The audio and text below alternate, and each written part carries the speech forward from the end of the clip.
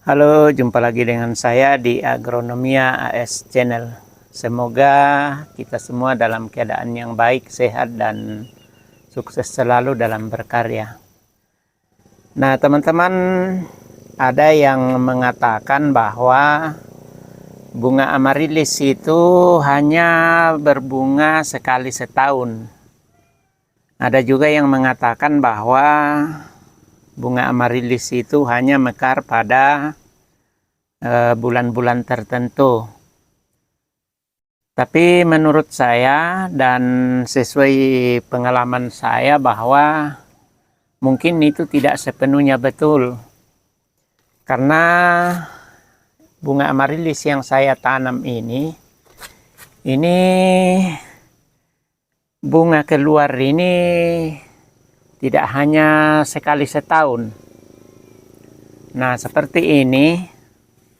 Nah, ini belum lama keluar bunga di sini. Sini.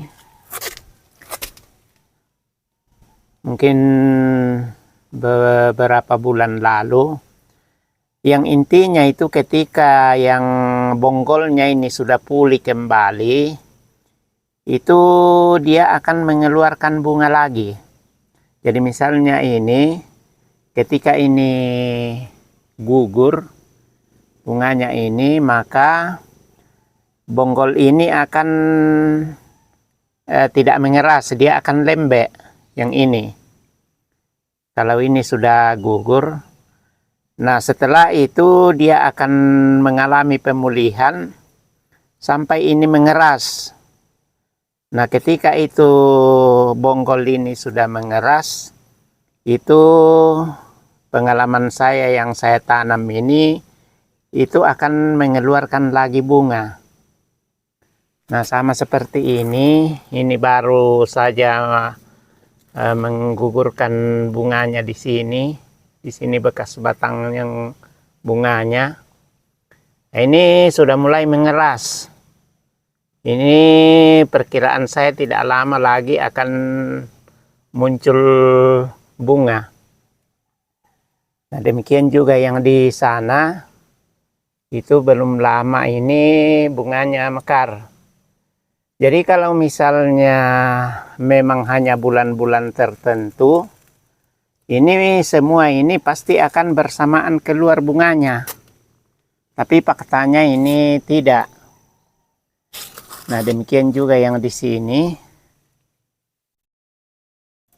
Yang indukan yang ini belum lama keluar, sementara pemulihan. Nah, di sini yang anakannya ini keluar lagi bunganya. Nah, kalau bunga amaryllis ini memang biasanya tidak keluar bunga di saat musim penghujan.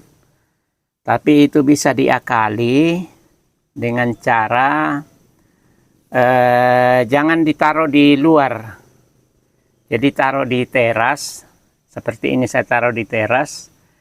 Yang penting dia kena sinar matahari pagi. Supaya tidak terus-menerus terkena air hujan. Nah, kemudian saya juga kurang tahu apakah penyebabnya itu hanya satu kali keluar bunga dalam 1 tahun kalau bonggolnya ini berada di bawah tanah.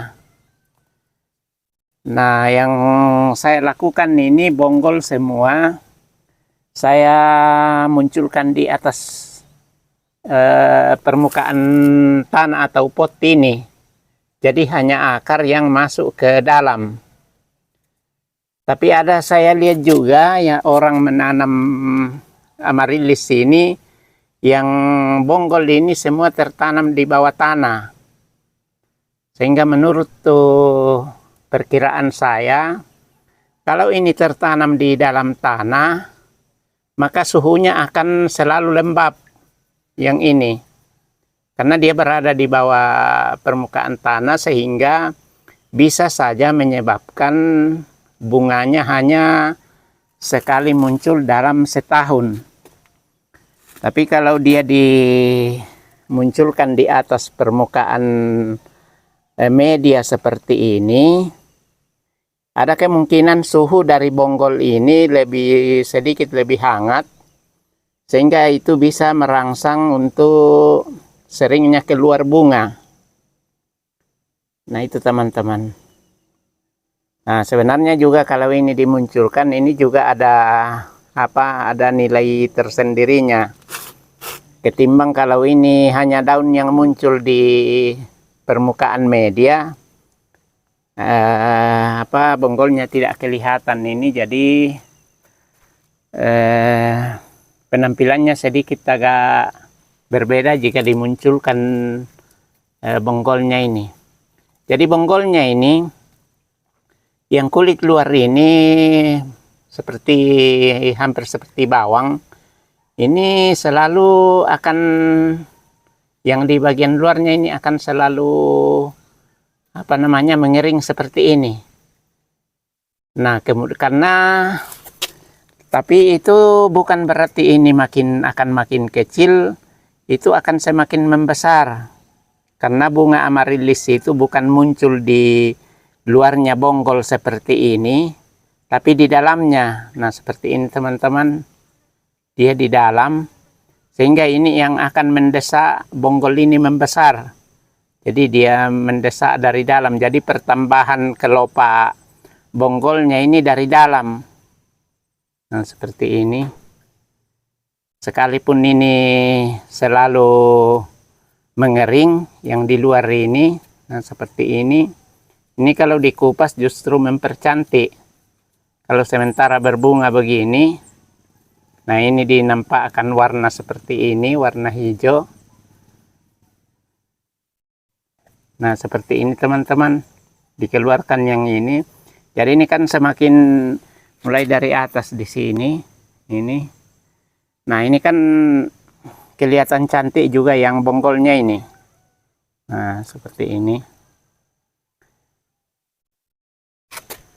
Jadi intinya bahwa tidak mesti bahwa bunga amaryllis itu hanya berbunga sekali setahun atau pada bulan-bulan tertentu saja. Jadi tergantung dari bagaimana kita merawatnya. Nah kemudian untuk saya ini daunnya juga saya tidak biarkan rimbun semua. Nah seperti ini ada yang saya potong seperti ini, supaya bisa dia merangsang keluarnya bunga.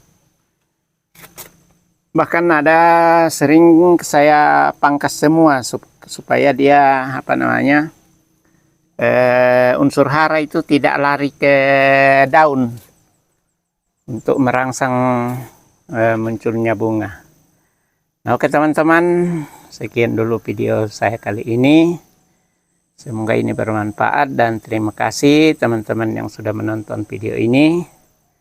Mohon didukung channel ini dengan cara di subscribe, share dan komen, dan sampai jumpa pada video selanjutnya.